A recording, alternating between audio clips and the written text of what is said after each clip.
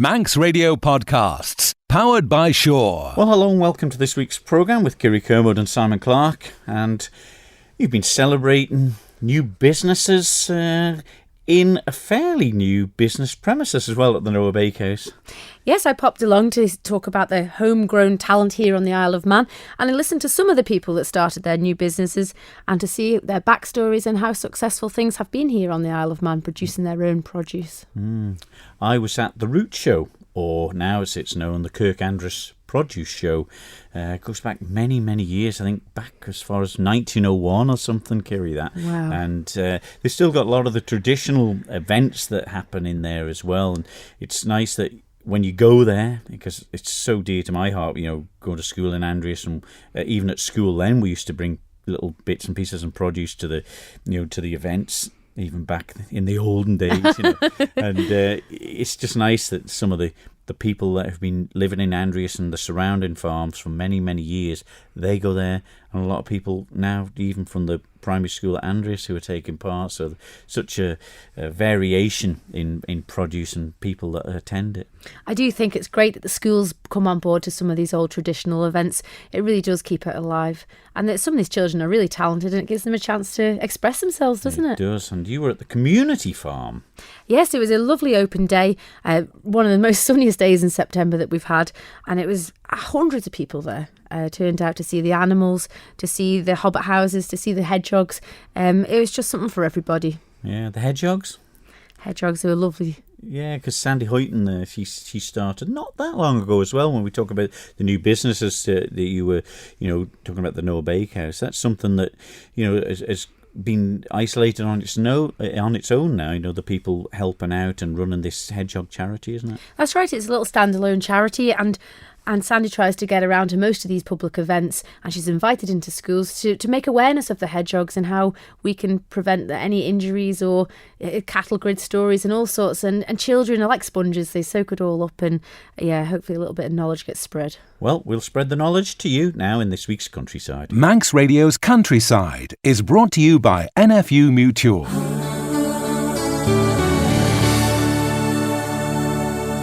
Well, many times on Countryside, we've spoken to people about diversification from many areas and walks of life on the Isle of Man, particularly in the food industry. And at the Noah Bakehouse last week, Kiri, there was a gathering of people who were sharing their experiences. That's right. I caught up with the Isle of Man Business Network Group and DEFA to talk about some of the local businesses, their backstories, how they've come and how they've survived in changing times in the food and drink industry. And I caught up with some of the people at the meeting to see how it was all going. Here with Richard Smith at Noah Bakehouse for a homegrown event from the Isle of Man Business Network. And tonight was really popular, Richard. Really pleased to see so many people here, you know, supporting local businesses, local startups and local producers, which is one of the reasons we wanted to do it. We'd seen a chap from the UK at Isle Expo a few months ago, Jimmy Craigie, I think his name is, and he's started up a business in the UK doing iced coffee. And it was just so interesting to hear his story about why he did it. And, you know, as a committee, we sat there and talked about it afterwards, and we thought, well, we've got so many people like that on the Isle of Man, particularly in the last few years, that have gone out on a limb in many cases, you know, to take the risk of starting up their own business, you know. And so we thought it would be a good opportunity for our members and anybody else that wanted to come down and listen to their stories, you know, so we could hear about what inspired them to do it and how they've been getting on since they've done it, and just their experiences in general with the food market here, which seems really close-knit. We've heard some really, really positive stories about their experiences with the government, with economic development and with DEFRA, which is, you know, really, really good to hear because it's so important for the island. And tonight, when they were talking about government, they said that the answer was always, oh, we'll think that through, or yes, it's very positive. Whereas in other countries, obviously some of these people are from further afield, it's been quite negative. So that is a really good thing to have here on the Isle of Man. Absolutely, and you're right, it's so good to hear, particularly when there are people that have come from other countries around the world, as we heard heard this evening, and their experiences of government or local government are very negative compared to what we've heard tonight, which again, it's great for the island, and that's what we should be doing. We should be encouraging these people to go out there and do what they can, because it just benefits everybody on the island. But it just shows that local business, it is a success. People are willing to purchase local produce, and some of these guys, that are younger, they're really, really striving to make a go of it. They're so passionate. Yeah, he is, and it's very inspiring to listen to. I'm stood here in a suit, which obviously you won't see on the radio, but it almost makes me want to give up my job tomorrow and start something else. I'm not sure I will, but hey ho. But yeah, no, it's just fantastic for the island, and it's a small population relatively. It's a small business community. The fact we can be here on an evening like this and help each other out, for me, is part and parcel of one of the reasons I love living here. Their success stories will inspire so many people in this room here tonight at Nowhere. Absolutely, let's hope so. It'd be great if people go away from this taking some confidence away that they may be able to go and do their own thing. We heard from one particular panel tonight, Paula's Kitchen, and she went to the food event at Isle Expo last year, and that is exactly the reason that she started out doing this. That gave her the confidence and the inspiration to live her dream, basically. Yeah. Having an organisation like yourself to bring people together, it has to be positive. We're primarily a networking organisation. We're run entirely by volunteers. We're not for profit, and all we do is we try and bring people together like we have this evening, so that everybody can perhaps listen to somebody interesting speak. We put on social events as well. It's just a good way for people to meet different industries, different paths in their career. But I'm very privileged to be able to do it here on the island, and I love doing it. Paula from Paula's Kitchen, where did this all start out for you? Is it a small business, but it's obviously very successful now? It is a small business. I actually run it from my cottage kitchen at home. But it's something I've always been passionate about, baking, but I never really thought that anyone would want to, buy my produce. It was just something that I did for my family. I've always been into health foods, and it came by chance, really, just by taking some of my health foods to work, and it just went down the storm, and everyone was wanting to eat it, and why don't you make it to buy? And I just sort of, didn't really take it up.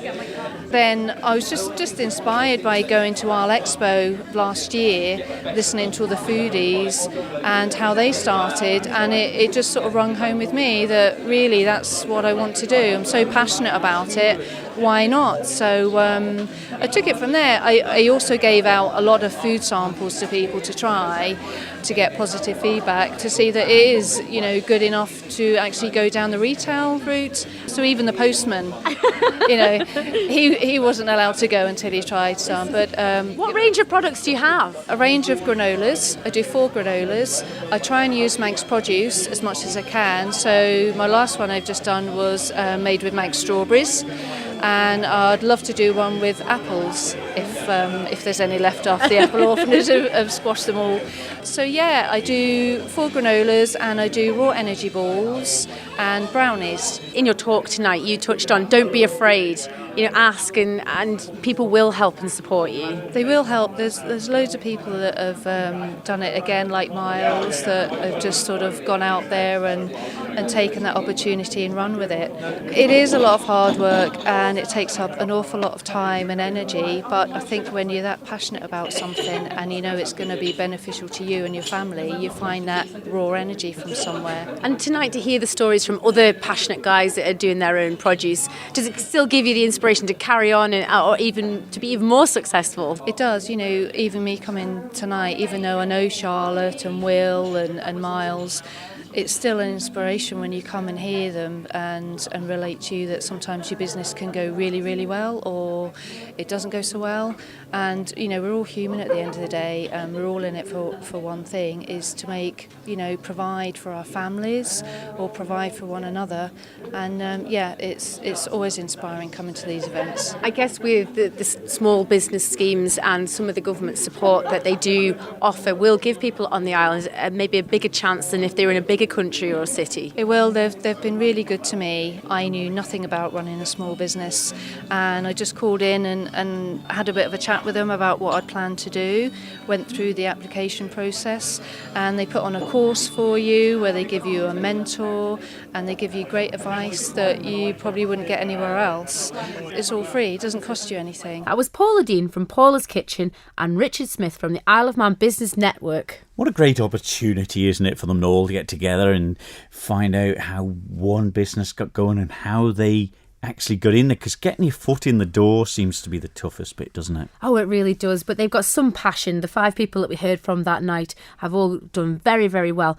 Some are only 8 or 10 months old and some are a couple of years. But it just shows they're getting great support from the government and DEFRA and DED to get their businesses up and running. And they're sharing their stories and the positivity is rubbing off on each other to make a good success of it. It is. And getting the backing off the Isle of Man public is one of the toughest ones, I would say, isn't it? Oh, definitely. But they're getting great support from local, and people are looking for local produce by the sound of every one of them said it, and it's just brilliant. Well, one such produce arrangement was displayed at the Kirk Andreas Produce Show last week, or as up north we call it the Andreas Root Show, and it's been going since about 1901 or something like that. And I went along, spoke to some of the people who are recent exhibitors in it, and some of the people who remember it from many years back. Well, John Quayle, it's part and parcel of Andreas, isn't it? The Kirk Andreas Produce Show, but I suppose when you were young it was the Root Show. Yeah, it was the Root Show. Great time. We went from Andreas School across to what was the church hall in those days, and I can remember it there for the first couple of years. I went to the Andreas School, and then when RAF station closed at Andreas, commissioners got hold of the present hall that's held in now, and they transferred the Root Show to there, which is a much bigger hall. And at school we used to have to compete in those days in writing and drawing.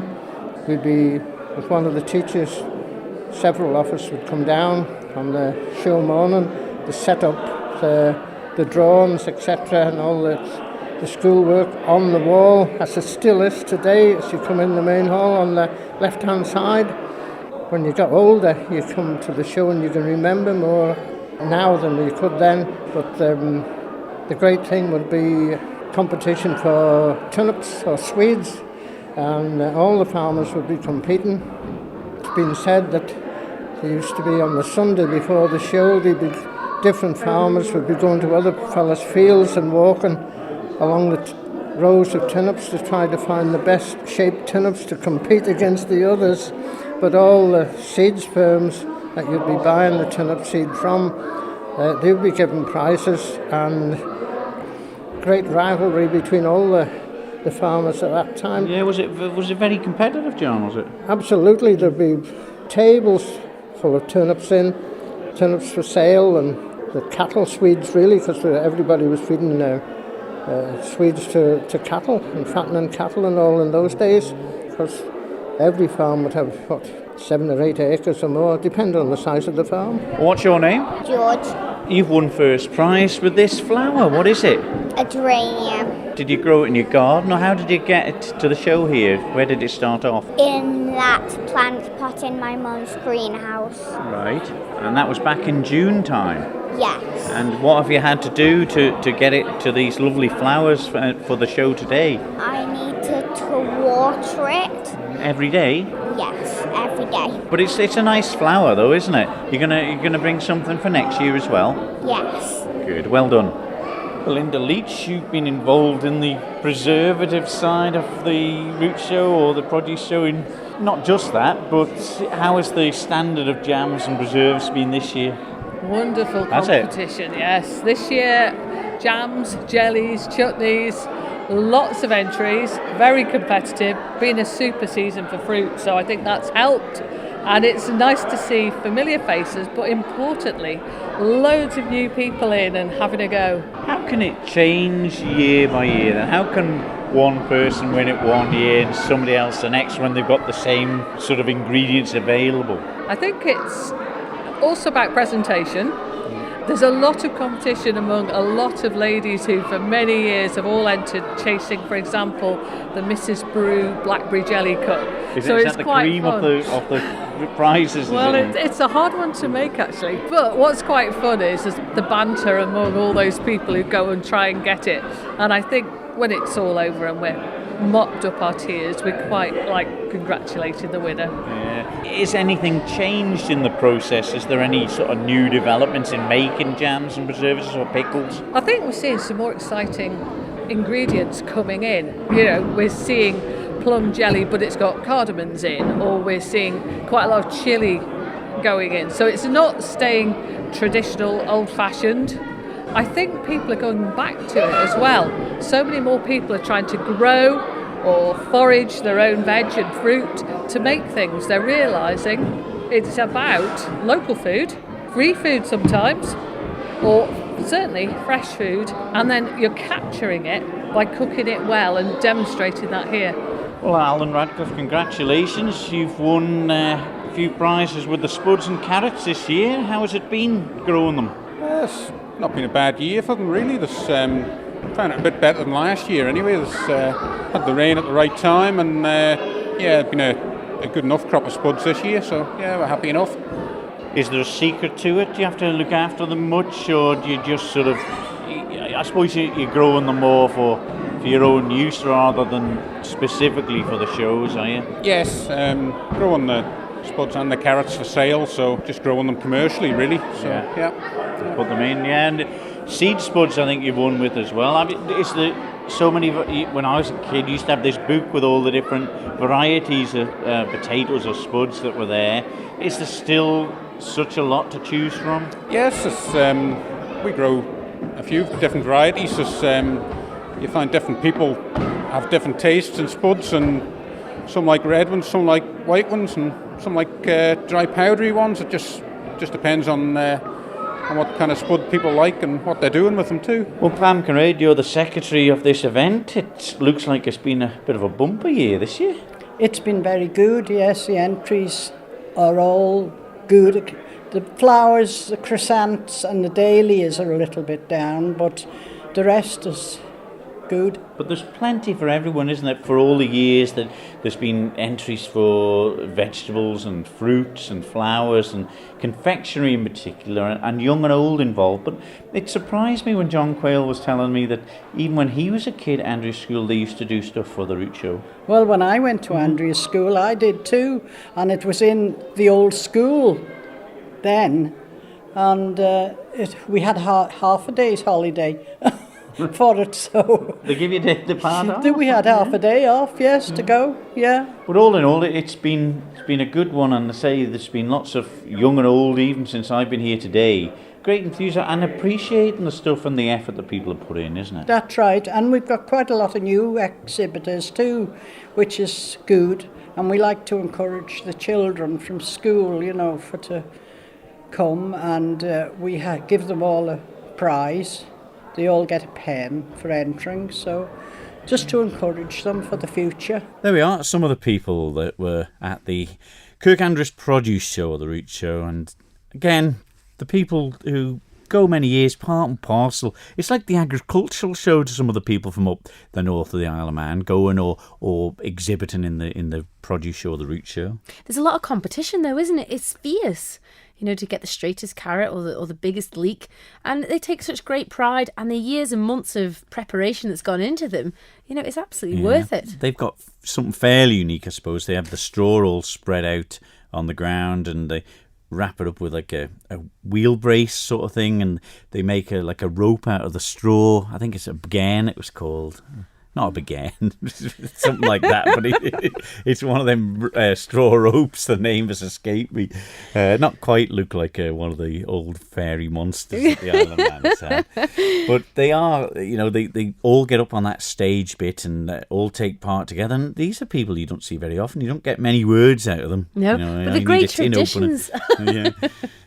But it's nice to see the great traditions continued and the younger generation. And there's classes for so many children now to take part. There's no reason for these things to die out. Yeah, and it's a hall. It's the old parish halls. It's very similar to the parish hall at Derby as well. It's that long, thin one with the peaked roof on it. And I just remember that when I was a kid. I went to Andrews School before Derby School and then the grammar school. So yeah, I've got fond memories of that. Special memories.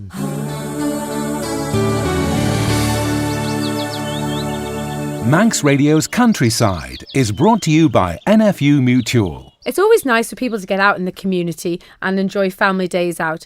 And I popped along to the Children's Centre, where the community farm held their annual autumn open day. I caught up with some of the people involved. It is a very exceptionally busy day, Lee. The sun has obviously brought families out today. It's all about the outdoors. That's kind of the point of the farm, if you like. So yeah, a bit of sunshine helps. Do you see days like today very important for children's upbringing? Yeah, of course. Yeah, this is time that guys have spent together, and they've spent it in with a bit of fresh air. Hopefully learn something. That it isn't just a turn up and look around. That there's opportunities to see the plants, ask a few questions about the animals, about their life and their diet and their habitat. Maybe have a go yourself at something you haven't tried before. So yeah, no, it isn't just to pop in and look at the farm through the window. It's come in and get hands on, but more importantly to do it together. Not just in ones and twos. The whole family have a go. But it's not just a farm. You're open throughout the week. It's 7 days a week here at the community farm. Oh yeah, absolutely. Yeah, this is kind of our chance to show it to as many people as possible in a few hours. But yeah, it's a 7-day thing. It's run predominantly as a school and a therapy centre. So we run about 30 sessions a week, or up to 30 sessions a week, with anyone. So we work with the primary schools, the high schools, social services, young adults with additional needs. The brownies are up, the birthday parties, events, stargazer nights. Yeah, it all counts. It's a busy old timetable. But it's an opportunity for people that maybe haven't got the open space to go out and enjoy. They can get stuck in and hands-on. It's just a wonderful environment, isn't it? It is, yeah, and a part of it is just letting people know it's here, of course. Often, a nice thing about an open day is the kids can drag their parents up. They might have been with brownies and been on a couple of times with their school, but the folks haven't seen it. So today's the day they can show them what they planted, show them the animals they've been talking about, etc., etc. Yeah, so it's nice for the whole family to come. But it's still obviously it's in a rural setting here at Walbury, but it's an actual functioning farm as well as the school. The idea of the farm is it's as real as possible. It's not just we're not playing at it in the sense, we do plough the fields with the kids. We have a crop rotation. The pigs aren't just there; they're part of the rotation of the land in terms of nutrition and stuff like that. We genuinely do grow food. The sheep are reared for real. It's not just pets. It's the proper thing. At school, you follow curriculum. It just skims over a lot of topics. But do you think this kind of topic, where your food comes from, how to grow, how to look after the planet better, is really important? It's so important. Yeah, it's absolutely key. We don't believe this stuff is like extracurricular. This is absolutely key stuff in just terms of looking after yourself. Understanding your diet, understanding your surroundings and how you fit into it. Our understanding of a lot of these things is maybe not what it was, or in some cases is a little bit disconnected. Things predominantly come off a shelf, but it's about just understanding that, having a chat about it. For many people, for most of us maybe, sheep in a field is just furniture. How often do you actually stop and consider them and wonder what it takes, what their lives are like, what can you learn from them? Same with milk from a cow. It's another one. How many gallons do we get through a week? But how do you actually really understand what's going on? The beehives as well. You're vaguely aware that honey comes from the bees, but how and why and what does it take? We thoroughly believe that through getting involved in that stuff, that you're not just learning about it. It does a lot for the spirit as well. That if you take these things into your hands, take a few responsibilities and get stuck in, it actually lifts the spirit and it's good for morale as well. It's not just about teaching people. It's people love doing it, and if only they could do more of it. Sandy, you're obviously very busy with the Hedgehog Conservation Society, and you're here today at the Community Farms Open Day. We're here representing Manx Hedgehog Conservation Society, which is a charity, and the community farm is a charity, and I don't know whether people actually understand that. So two charities working together. But for children and adults to have a chance to hold a hedgehog that's actually wide awake and moving around, it's just phenomenal. Well, obviously hedgehogs are beautiful, very humble, mystical creatures because they're nocturnal, and we have all our display boards out here, hibernation of hedgehogs, gardening with hedgehogs, just for those people to just think a little bit more about what happens when we're gardening, the dangers, hibernation dangers. We're coming now into that season, so that's another great reason why we're here. And all the hedgehogs that we have here with us today are rehabilitated in some way. We've got one here that's called Tank, and he is a tank. He's well over 1,000 grams, and he was found down a cattle grid in Derby. Somebody I know who actually held it and got it out for 2 hours.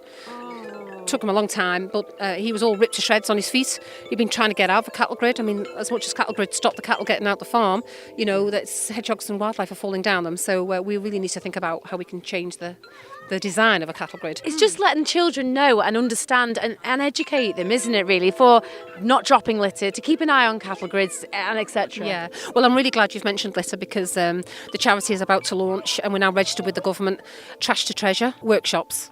And we're very passionate about this because litter on the ground is actually causing death to hedgehogs. We get images of hedgehogs stuck in cans, stuck in crisp packets, dying, suffocating, and this can all be avoided. The 4-ringed beer holders, they're dreadful because what happens is the hedgehog gets its head linked in, and at that time it's actually able to continue to forage and survive, but as the hedgehog gets bigger, the plastic doesn't, and then it digs in and lacerates the skin, and then we have secondaries of fly strike, and then we have maggots, and then the hedgehog's eaten alive. So I give average of about 4 talks a week, every week, going around the Isle of Man, talking about how we can prevent these things from happening. So just cutting the plastic on the 4-ring can holder before you put it in your bin, because sometimes stuff comes out of your bin, even if it's in the bin in the back lane.